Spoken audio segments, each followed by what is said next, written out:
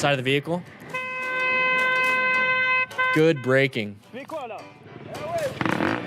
Good braking.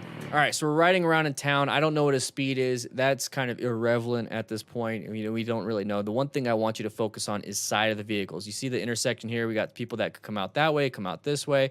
This guy can go this way. We got a lot of problems when it comes to path of travel. Okay, we don't want to go into any of these things.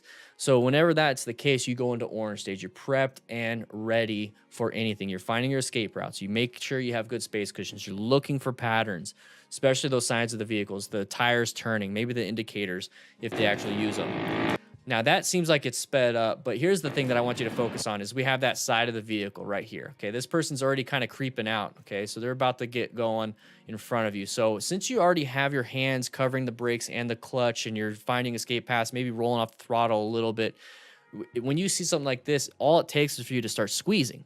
When it comes to total stopping distance, you have to first perceive the threat, then you have to react to the threat, and then you have to actually apply the braking force, and all of that plus combines into total stopping distance.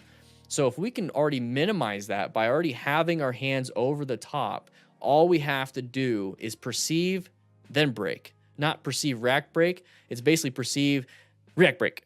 It's really quick because our hands are already on there. We're not having to reach for it. And typically, if you're really skilled, really skilled, it's about 3/4 of a second for each and every single one of those. Okay, so you have a 3/4 of a second if you're skilled. Typical is about a second each. So 3/4 of a second, if you're super skilled, I'm going to assume you are. It's that perception, 3/4 of a second. Boom, over the top. Now it's 3/4 of a second to squeeze. Okay, cool. There it is. So now it's about a second and a half, and then you have to slow down and stop. But if you're already prepped and ready, and you found out that this was a very hazardous situation, you can pretty much minimize that to about half second each. So now it's only 1 second versus a second and a half versus 2 seconds for a for like a novice rider.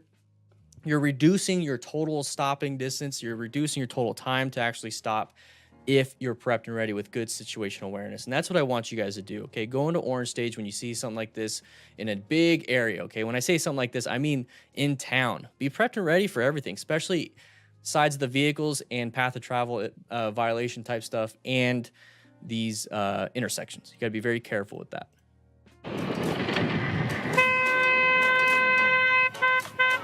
C'est quoi là?